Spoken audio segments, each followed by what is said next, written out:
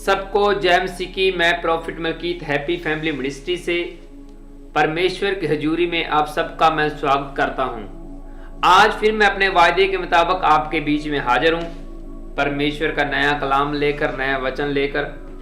और मेरा विश्वास है कि आज आप जो वचन सुनेंगे, इस वचन की तरफ जरूर बदल जाएंगे और बहुत से फलों को लेकर आएंगे। और आज का वचन बड़ा खास है, इस वचन को आप और लोगों को जरूर शेयर करें। अभी सिस्टम में बिल्कुल एक्टिवेट है।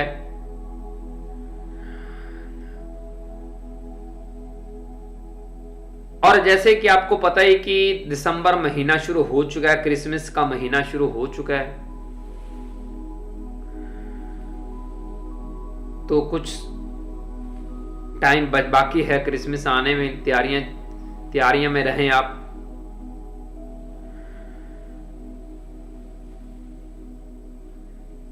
तो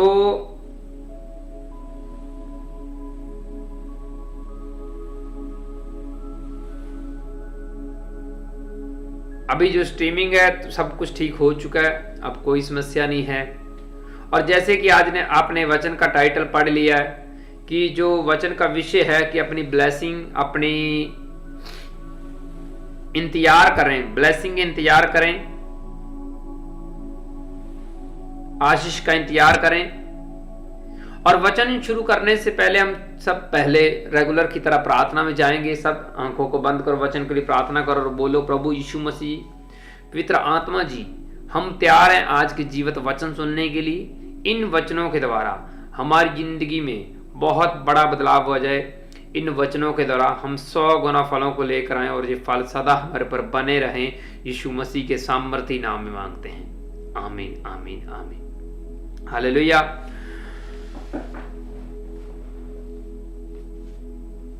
और इस विषय में बाइबल की किताब खोलेंगे और बाइबल के वचनों में से जानेंगे कि इंतजार करने का हमें क्या फायदा है और डील करने का हमें कौन सी ब्लेसिंग अलग मिलती है और किन लोगों ने परमेश्वर यहोवा की डील करी और उनको अलग ब्लेसिंग क्या मिली। हम ये बाइबल के वचनों में से समझेंगे और जानेंगे।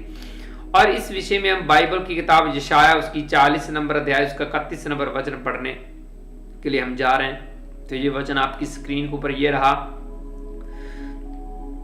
परंतु जो यहोवा की वाट जोते हैं वह नए बल प्राप्त करते जाएंगे, वह अकाबों की नाई उड़ेंगे, वह दौड़ेंगे और श्रमित ना होंगे, चलेंगे और थकित ना होंगे। यहोवा की वाट जोना मीन्स यहोवा की उड़ीक करना, उसकी ब्लेसिंग का इंतजार करना, उसकी हीलिंग का, उनके बात करने का, उनके प्रोफेसी लेने का इंतजार परमेश्वर का किसी भी मामले में हो सकता है। और बाइबल ऐसा बयान करती कि जो परमेश्वर की डील करता है वो ऊंचाई छुएगा, दौड़ेगा और थकेगा नहीं और उसकी तरक्की बाकियों से अलग होगी। और बाइबल में भी ऐसे बहुत से लोग हैं जिन्होंने परमेश्वर यहोवा का इंतजार किया और उनकी बाकियों से फिर ब्लेसिंग अलग थी। और किसने इंतजार किया, हम बाइबल के वचनों में इसके जानेंगे, समझेंगे। और ये हम बाइबल की किताब पहला शमूएल उसका पहला अध्याय उसका 5 वचन से लेकर 7 नंबर वचन तक पढ़ेंगे। तो इसमें लिखा हुआ है, परंतु हन्ना तो वह दूना दान किया करता था,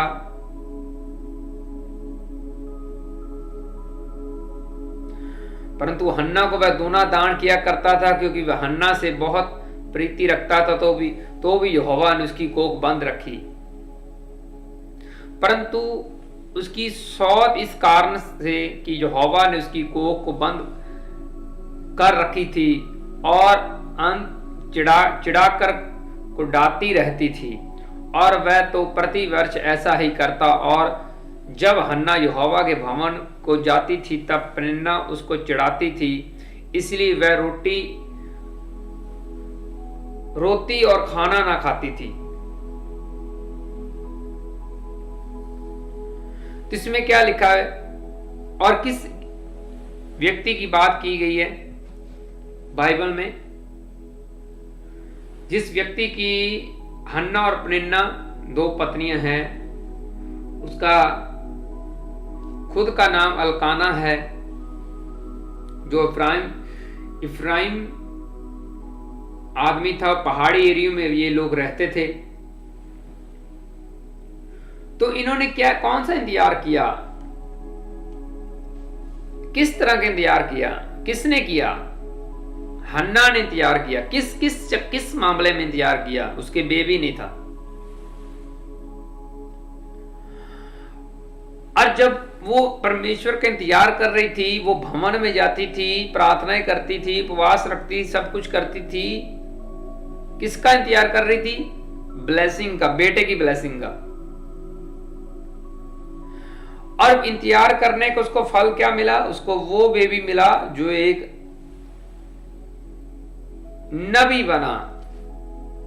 बाइबल में ऐसा एक ही नबी है, शमूएल, जिसकी बात परमेश्वर ने कभी भी गिरने नहीं दी, मुंह की निकले शब्द उसके गिरने नहीं दी। बाइबल में ओनली शमूएल ही एक ऐसा नबी है जिसकी बात परमेश्वर ने कभी कट नहीं होने दी। और ये बेटा किसका था? हन्ना। हन्ना ने इंतजार करके परमेश्वर से बेबी लिया था, और उसकी संतान कौन बनी? एक नबी के रूप में बनी। और उसके नाम से बुक लिखी गई जिसमें उसकी फैमिली का जिक्र आता है, जिसको आज शमूएल पढ़ रहे हैं। उसके बेटे का नाम क्या था? शमूएल। और उसने बेबी कैसे प्राप्त किया? वेट करके, इंतजार करके। चाहे उसका बेबी नहीं था, उसकी जो सौकन थी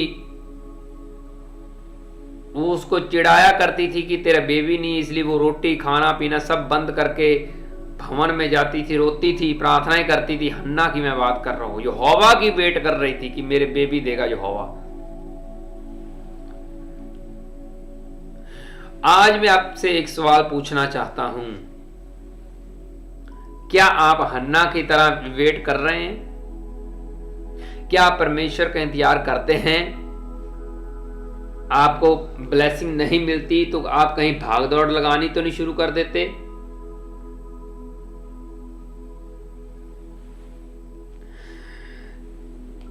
हन्ना की क्वालिटी क्या थी? हन्ना की क्वालिटी ये थी, ना तो उसने परमेश्वर को मानना छोड़ा, ना वो किसी जादू टोने वाले एक तांत्रिक के पास गई, ना ही उसने मिनिस्ट्री चेंज करी, और ना ही उसने अपना हस्बैंड चेंज किया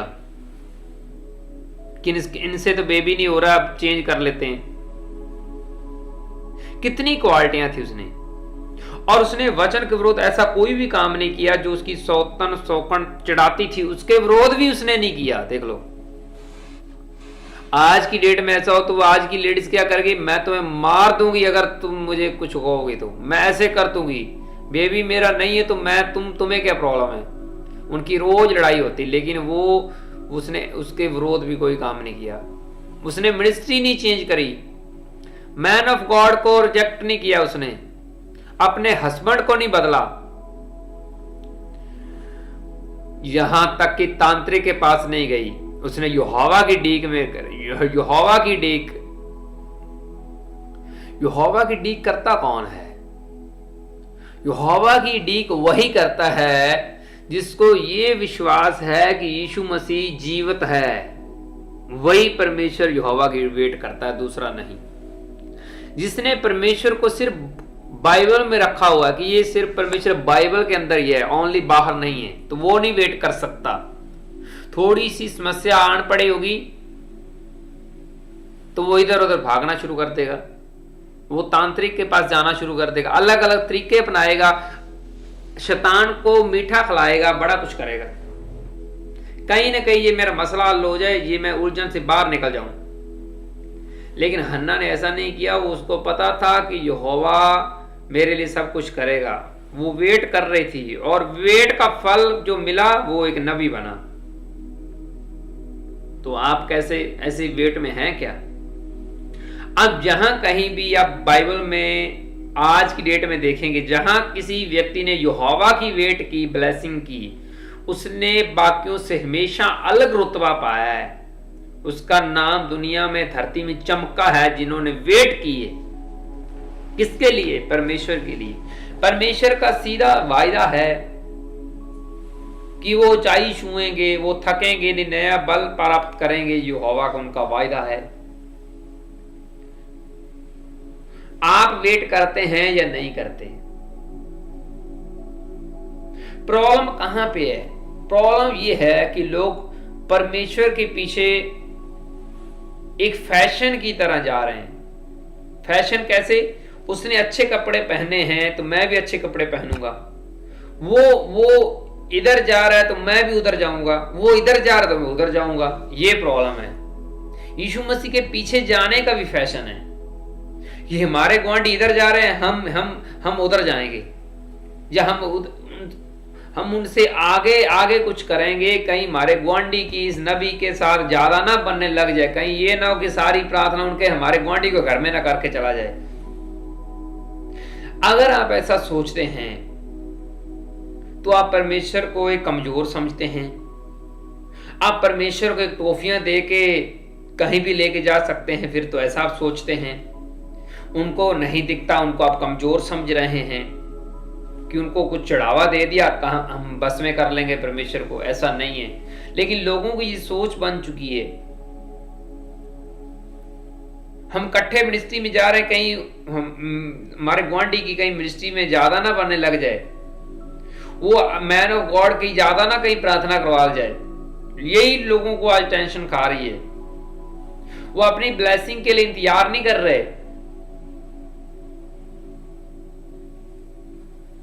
थोड़ा सा रुतबा कम हो जाए तो लोग धमकियां पे उतर आते हैं। थोड़ा सा रुतबा कम हो जाए, अपना असली फेस दिखा देंगे। ऐसे महसूस कराएंगे जैसे मैं नहीं हूं तो तुम खत्म हो, जैसे मैं मिनिस्ट्री में नहीं आऊंगा ना तो बस सारी मिनिस्ट्री बंद हो जाएगी। इसे हम फैशन बोल सकते हैं। यीशु मसीह के पीछे मानना जाना फैशन। हार्ट से नहीं जाना चाहते लोग, फैशन से जाना चाहते हैं। लोगों को दिखाने के लिए यीशु मसीह के पीछे जाना चाहते हैं, लेकिन ये रॉन्ग मेथड है, बिल्कुल रॉन्ग मेथड है। कुछ मामलों में आपने यीशु मसीह के कामों में कॉपी करनी है, कुछ मामलों में आपने कॉपी बिल्कुल नहीं करनी है। आपने अपने तरीके से चलना है तो आप ज्यादा तरक्की करोगे। ये आपको पहचान होनी चाहिए कि किस मामले हमें कॉपी मारनी है, कहां करनी है, नकल करनी है परमेश्वर की, किस मामले में और किस मामले में नहीं करनी। ये आपको पता होना चाहिए।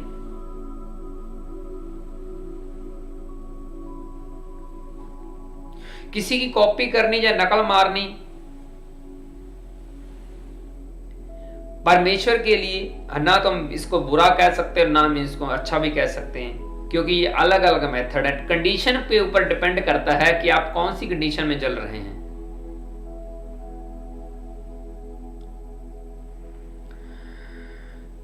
अगर हम पुराने नियम की बात करें, अब्राहम की टाइम की बात करें, तो उसकी पत्नी ने बिल्कुल इंतजार नहीं किया। उसकी पत्नी ने इंतजार नहीं किया। वो जो एंजल उनके घराने में आए हुए थे, प्रोफेसी दे रहे थे कि बेबी होगा तेरे, उसका वो मजाक समझ रही थी, वो दांत निकाल हंस रही थी। अब्राहम को पता था कि मैं यहोवा की वेट कर रहा हूं, परमेश्वर मेरे घराने में प्रतिज्ञा वाला बेबी देगा, जो इतने वायदे कर रहा ना परमेश्वर कि मैं तुम्हें अनगिनत सितारों से ऐसे ऐसे औलाद दे दूंगा, ऐसे तुम्हारी संतान हो जाएगी। उसने वायदा किया, तो वो इंतजार में जी रहा था। लेकिन उसकी पत्नी अब्राहम की सारा सराई वो मजाक उड़ा रही थी, किनका, एंजलों का, हंस रही थी, और इसीलिए उनको गुस्सा आया। उन्होंने बोला कि कोई भी ऐसा काम कठिन नहीं है, मुश्किल नहीं है जो यहोवा परमेश्वर नहीं कर पाएगा। वो इंतजार नहीं कर पाई, अब्राहम की पत्नी वेट नहीं कर पाई। उसको ऐसे मन घड़त बातें लगनी शुरू हो गई थी जब उनकी बेबी की प्रोफेसी आ रही थी। एंजल उनको बता रहे थे। अयूब बीमार था, पीड़ित था, उसकी पत्नी इंतजार नहीं कर पाई, वो जल्दी खींच गई थी। वो बोल रही थी कि परमेश्वर को गालियां दो, तुम किसकी वेट कर रहे थे। लेकिन अयूब इंतजार में जी रहा था कि कभी तो परमेश्वर मुझे चंगा करेगा। आज थोड़ी सी प्रॉब्लम आ जाए, दिमाग में ये चलता है कहीं मेरे नबी ने मेरी प्रार्थना तो नहीं रॉन्ग कर दी, कहीं मेरी उसने प्रार्थना करनी छोड़ तो नहीं दी कहीं पे। हम प्रार्थना कौन सी करवा रहे हैं? पशुओं की प्रार्थना करवा रहे हैं। हमारे पशु दूध नहीं दे रहे, हमारे पशु ये कर रहे हैं, पशु हमारे सिर मार रहे हैं। ऐसी प्रार्थनाएं हैं हमारे लोगों की। आप इंसानों के लिए प्रार्थना कराओ, अपने घर के लिए प्रार्थना कराओ, अपने आसपास गुआंढियों के लिए प्रार्थना कराओ, भले के लिए आप मसीह को ऐसे ऐसे रोलोगे क्या कि रोज शाम को प्रेयर का विषय कौन सा है जी? हमारे पशु दूध नहीं दे रहे।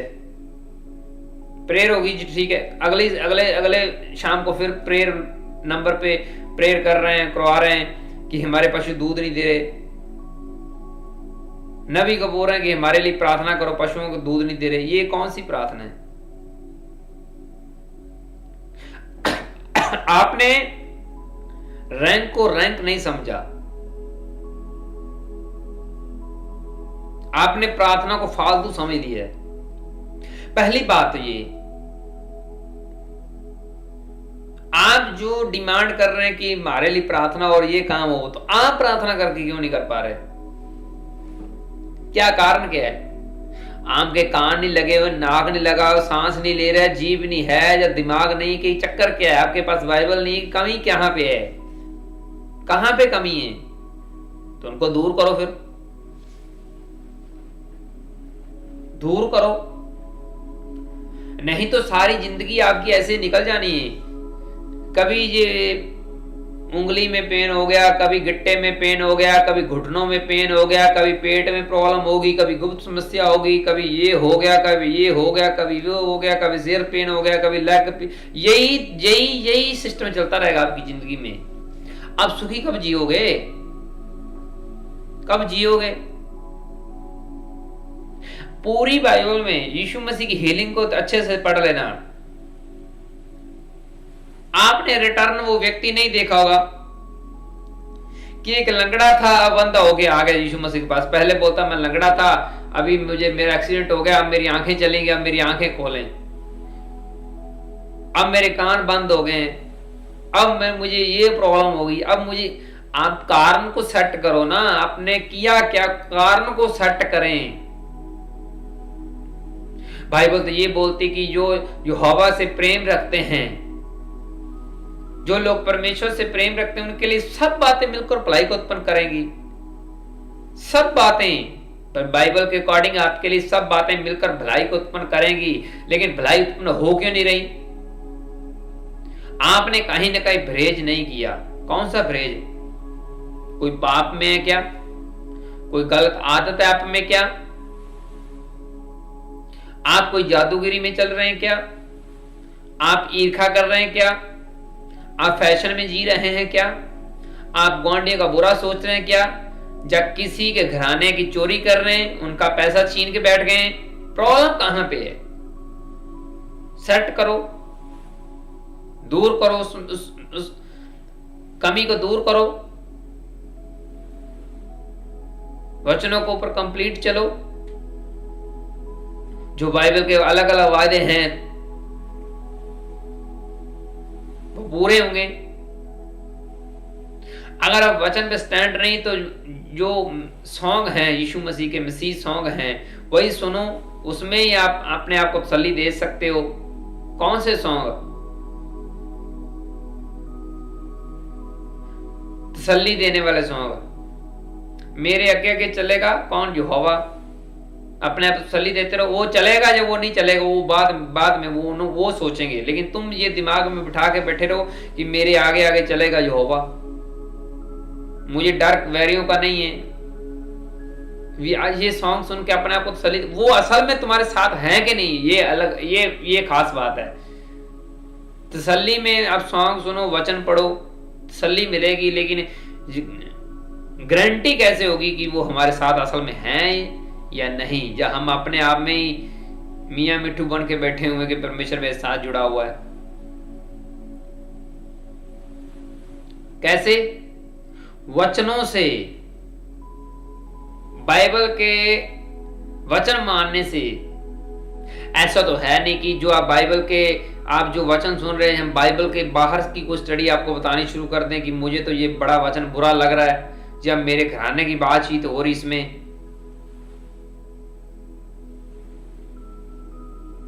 जो व्यक्ति ये कहे कि मेरे पास परमेश्वर के लिए टाइम ही नहीं है, मैं कमाने जाऊंगा क्या करूं, तो वो अपने इंटरनेट के ऊपर स्टेटस ना डाले कभी भी। अपने इंस्टाग्राम की आईडी को डीएक्टिवेट कर दे, रील्स डिलीट कर दे, जो डाली किसी की कोई भी एनी रील है आपकी तो वो डिलीट कर दे। तो हम ये इस बात को स्वीकार कर लेंगे कि आपके पास वाकई ही टाइम नहीं है। अगर आपकी इंस्टाग्राम पे या कहीं पे रील्स पड़ी हुई हैं तो आपके पास टाइम है, कहीं ना कहीं आप फिर झूठ बोल रहे हो परमेश्वर को। अगर टाइम है तो आपकी बॉडी पेन कर रही है, आपको नींद आ रही है, आपके काम पीछे बड़े पड़े हुए, परमेश्वर के लिए टाइम नहीं निकल पा रहा, कोई ना कोई तो है। अगर कोई व्यक्ति ये बोले कि मेरे पास टाइम नहीं है तो सबसे बड़ा वो झूठ बोल रहा है। मैं आपको मैं सच बता रहा हूं। अगर कोई भी धरती के ऊपर बंदा ये बोले कि मेरे पास टाइम नहीं है तो गहरी स्टडी बता रहा हूं वो झूठ बोल रहा है आपको। किसके पास टाइम की कमी है? उसी बंदे के पास हमेशा टाइम की कमी होती है जो अपना टाइम फालतू किसी न किसी काम में लगाए। वो हमेशा उसके पास टाइम की कमी होती कि मेरे पास टाइम नहीं है। जो सही जगह में टाइम लगाएगा, यूज करेगा, उसके पास टाइम जरूर निकल पड़ेगा। वचन मानने को, प्रार्थनाएं करने को, सेवा करने को, कुछ ना कुछ करने को। स्वार्थी नहीं बनना कि हम परमेश्वर के लिए सिर्फ मतलब के लिए हैं। आप इंसानों के साथ कुछ चालें बाजें खेल सकते हैं, उनका रिकॉर्ड जबरदस्त है, सब कुछ जबरदस्त है। उनकी आंखों में आप खट्टा नहीं डाल सकते, कभी नहीं डाल सकते। मैं बहुत से लोगों को जानता हूं, देखता हूं, अक्सर मिलता हूं। अपनी जब उनके अंदर कमी होती है तो वो एक नबी की कमी गिना देते हैं, मिर्ची की कमी निकाल देते हैं, वेट नहीं करते। शाऊल जैसे, उसको जब मैसेज आने बंद हुए वो फटाफट एक तांत्रिक के पास पहुंचा हुआ था कि मेरे साथ तो परमेश्वर बातचीत ही नहीं करता। अब परमेश्वर को और गुस्सा आएगा या कम होगा? एक सवाल है।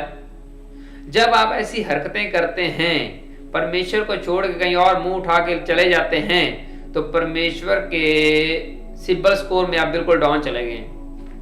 वो दोबारा पहले जैसा नहीं होने वाला। आप परीक्षा में फेल पाएंगे। तो इसलिए अलर्ट रहें।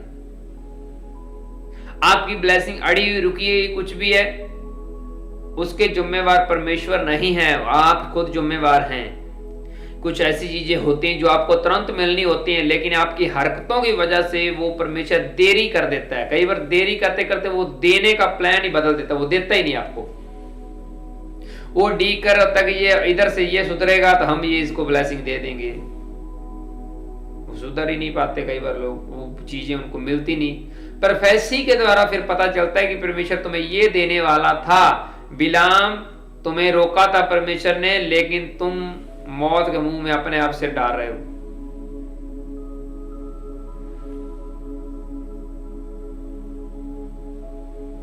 और परमेश्वर ने फिर एक गधे को बोलने लगाया कि भाई इनको समझा दो, मेरी भाषा तो इनको पहले नहीं समझ आई। वहां पे परमेश्वर रात को उनके साथ बातें कर सकता है कि तुमने नहीं जाना, बिलाम नहीं जाना, तो वो सीधा नहीं बता सकता रास्ते में कि तुम्हारा गधा क्यों नहीं चल पा रहा, मैंने रोक रखा हुआ है, स्वर्गदूत खड़ा हुआ है। परमेश्वर गुस्से था इसलिए उसने नहीं बोला, उनके साथ बात नहीं की। तब एक गधे को बोला कि मैं इनसे बात नहीं कर रहा, गधे तुम इनको समझाओ। तुम एक गधे हो के एक इंसान को समझा रहे हो, तो ये बड़ी शर्मनाक बात है। आज वैसे किसी को गाली देनी होती है, पता गधे जी, गधे तुम गधे रह गए तुम ऐसे। एक गधा इंसान को सिखा रहा है, बड़ी हैरान कर देने वाली बात है। उनको बता रहा है कि मैं आगे क्यों नहीं बढ़ पा रहा। एक ऐसा जानवर जिसको निकम्मा समझ जाते वो बोलने लग जाए, इंसान को टीचिंग देनी शुरू कर दे, तो मेरे हिसाब से सारा सिस्टम उल्ट होता जा रहा है। तो इसलिए इन वचनों को आपको समझना है। बाइबल ऐसा बोलती कि जो यहोवा की वेट करेंगे वो नए बल से, नए सिरे से, सब कुछ नए सिरे से उकाब की तरह ऊंचाई पे जाएंगे। हन्ना ने वेट की तो उसको बेबी मिला वेट के साथ, इंतजार करने एक नबी मिला, ऐसा नबी जिसके नाम के ऊपर 2 बुक्स बाइबल में शामिल हैं, सैमुअल, पहला सैमुअल, दूसरा सैमुअल। यहां पे एक ध्यान करने वाली बात यह है कि हन्ना का पति एल्काना जो था वो हन्ना से बड़ा लगाव रखता था और परमेश्वर को बेबी नहीं दिया। और जरा जब याकूब की किताब पढ़ते हैं तो वो एक अपनी पत्नी के साथ ज्यादा रखता था, तो वहां पे भी ऐसा ही हुआ है। जिनकी वो बेकदरी करता था वहां पे भी उनको बेबी मिला है। यहां पे भी ऐसी कुछ कंडीशन हुई है।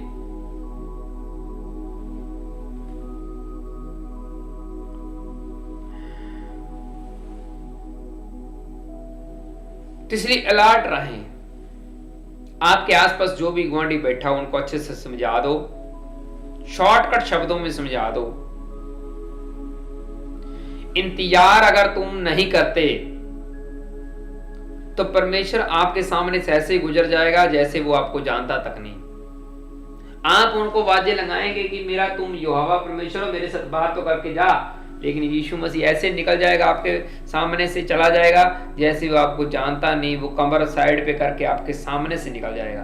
आप चीखते रहेंगे कि मेरा यहोवा है, मेरा यीशु मसीह है, मेरा परमेश्वर है, मेरा गॉड है, लेकिन वो आपको बच्चा समझते हैं कि नहीं। असल बात ये है, आज लोग कई बार धमकियां देनी शुरू कर देते हैं। कौन सी धमकियां? यीशु मसीह की धमकियां। देख लेगा मेरा परमेश्वर, देख लेगा मेरा यीशु मसीह तेरे साथ। क्या पता भाई साहब, जिनको तुम धमकियां देनी शुरू कर रहे हो वो उनसे वो ज्यादा बने हो, आपसे कई गुना ज्यादा उनके साथ बनते हो। डरावनी धमकियां, मैं यीशु मसीह को कह के तुम्हारा ऐसे करवा दूंगा, ऐसे करवा दूंगी। अरे तुम परमेश्वर को मानते हो कि किसी जिन को मानते हो? ये भूतने को मानते हो कि तुमने झड़ावा जड़ा दिया और दुश्मन का यहोवा के सारी संतान है धरती के साथ उसने इतना प्रेम किया कि बेटा दे दिया, एक लौता बेटा दे दिया। जिनके साथ तुम ऐसे बर्ताव कर रहे हो वो उनको भी वो बड़ा प्यार करते हैं। तुम कान काट रहे निकलो, वो जोड़ देंगे और तुम्हारी क्लास लगा देंगे। तो इसलिए ऐसी धमकियां कभी किसी को ना देना कि यीशु मसीह मेरा देख लेगा तुम्हें, वैसे कर देगा, वैसे कर देगा। पता तब चलेगा यूसुफ गड्ढे में गिरेगा और राजा बन के बाहर निकलेगा, और तुम देखते रहोगे शायद परमेश्वर ने इसको गड्ढे में गिरा दिया कि मेरी प्रार्थना से गड्ढे में गिर गया इसलिए फेल हो गया। लेकिन वो जब ऊपर बैठा होगा तब तुम चीख रहे होगे हैं ये तो बड़ा राजा बन गया। आपने जो गेम सोची हो ना कई उल्ट हो जाती है। ये बड़ी गहरे भेद और बड़े सीक्रेट आपको मैं बता रहा हूं, बाइबल में लिखे हुए हैं। अगर किसी को लगे ना कि ये बात थोड़ी सी अलग सी चल रही है तो बाइबल पढ़ के देख लेना, ऐसा हुआ है बाइबल में। परमेश्वर ने ऐसे लोगों के सपोर्ट कर दिए जिनको दुनिया नहीं जानती थी। यीशु मसीह के टाइम में जो लेफ्ट और राइट 2 व्यक्ति लटके हुए थे, वो चोर थे, डाकू थे, सब कुछ था उनके अंदर वो, लेकिन यीशु मसीह जितने प्योर नहीं थे। दुनिया उनको रिजेक्ट करती होगी, ये चोर हैं, ये डाकू हैं, ये हैं, वो हैं। एक जन देख लो, इतना निकम्मा गिरा हुआ व्यक्ति यीशु मसीह के सामने है और वो स्वर्ग जा रहे हैं, तो लोग उनको अभी भी बोल रहे हैं चोर हैं, ये डाकू हैं, ये हैं। अरे वो स्वर्ग चला गया यीशु मसीह के साथ, और लोग अभी भी उनको चोर हैं, डाकू हैं, ये हैं। 70 बार माफ करना पड़ेगा आपको, 70 बार। आप धमकियां नहीं दे सकते। अगर आपको कोई भी बोले ना कि यीशु मसीह को मैं क्या कैसे करवा दूंगा, ऐसे करवा दूंगा, आप अलीशा नहीं लगे हुए कि आपको वो गंजा बोलेगा और आप ऐसे ऐसे करवा, आप अलीशा नहीं लग गए, एलिया नहीं लग गए। कि आग तुड़वा के सारा कुछ भस्म कर दोगे। उन्होंने नए निज में लिखवा रखा है 70 बार भी गलती हो तो उनको भी माफ कर देना। तो ये भूत बड़ियां धमकियां क्रिश्चियन लोग एक दूसरे को कभी ना दें। वो जादूगिरी की दुनिया में नहीं आते, वो रोशनी है, वो रोशनी देने आए हैं, अंधेरे से निकालने आए, लोगों को अंधेरे में धकेलने नहीं आए। एक बाप के 2 बच्चे हो तो वो एक बाप एक का नुकसान नहीं करेगा कि एक के ऊपर मैं जादू टोना कर दूंगा और दूसरे को बचा लूंगा, ऐसा कभी नहीं करता। वो सब उनके बच्चे हैं। इसलिए आपस में ना लड़ मरना कभी भी। तो ये बात को ध्यान रखना कि जो यहोवा की वेट करते हैं, जो वचन के ऊपर खड़े हैं, वो ऊंचाई को छुएंगे और स्टार लगेंगे। स्टार जैसे आप स्टार देख रहे हैं, क्रिसमस स्टार, क्योंकि ये महीना ही क्रिसमस का शुरू हो चुका है, तो स्टार तो आपने बनना ही है इन वचनों के द्वारा। हाँ, अलग अलग विचार आपके दिमाग में आ रहे होंगे, लेकिन इन वचनों को बड़े ध्यान से सुनना, दोबारा टर्न सुनना, समझना कि कौन सी आपको चीज अच्छी लगे, वचन की कौन सी बात अच्छी लगे, उनको संभाल के रख लेना। अगर कोई ना लगे तो दिमाग से निकाल देना। फाइनली हाँ, अगर कोई बात बाइबल में मैच ना करती हो ना इन वचनों के, तो आप ना मानना। अगर सारी बातें बाइबल के अंदर मैच करती हैं तो फिर जरूर मानना, आपका फायदे का सौदा है। तो इसलिए लाट रहें, आंखों को बंद करें, वचन की प्रार्थना करो, बोले प्रभु यीशु मसीह, पिता आत्मा जी, हम जान चुके हैं इन वचनों के द्वारा, समझ चुके हैं अलग अलग वचनों के द्वारा कि हमने यहोवा की डी करनी है, वो हमारे लिए करेगा, सब कुछ करेगा। हमने किसी और तांत्रिक के पास जाने की जरूरत नहीं है। और विश्वास करो, आपके लिए हो गया यीशु मसीह के सामर्थ्य नाम। आपने सरसों के दाने के जितना विश्वास कर लिया तो आपके लिए हो गया। लेकिन याद रखना पड़ेगा, ये नहीं कि वचन वचन ही है, उनको याद दिमाग में रखना पड़ेगा। पहाड़ खिसक जाएंगे, वैसा बाइबल बोलती है। तो आज का वचन हमें 100 गुना सबको फल दे और जो फल सदा हमारे ऊपर बना रहे। यीशु मसीह के सामर्थी नाम में मांगते हैं। इस वचन को आप शेयर जरूर करना।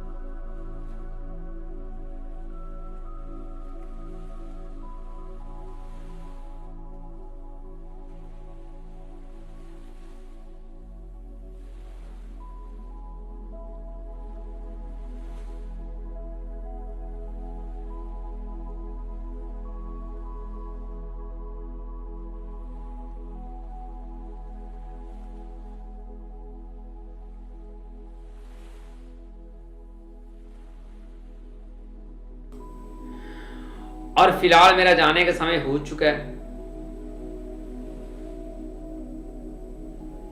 और फिर मिलेंगे रविवार को बड़ी हीलिंग मीटिंग में।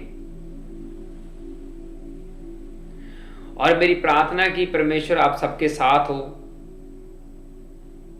सब बीमारियों से बचे रहें, ठंड से बचे रहें। मेरी प्रार्थना सबके लिए, सबके घरानों में सुख शांति बनी रहे। और फिर मिलेंगे रविवार को बड़ी मीटिंग में, बड़ी हीलिंग मीटिंग में, इंस्टेंट हीलिंग में, मौके पे हीलिंग होगी इंस्टेंट। इसलिए किसी को छुट्टी नहीं, कोई बहाना नहीं, सबने आना है। और बीमार लोगों को खास करके लेके आना। और परमेश्वर आपको छुएगा और आजाद करेगा, आपको चेंज करेगा, नए सिरे से आपको बल देगा। और फिर मिलेंगे रविवार को बड़ी जबरदस्त हीलिंग मीटिंग के साथ, नए वचनों के साथ, नई प्रोफेसी के साथ, नए चिन्ह चमत्कारों के साथ। तब तक आप सभी को जय मसीह की। God bless you. Bye bye, take care.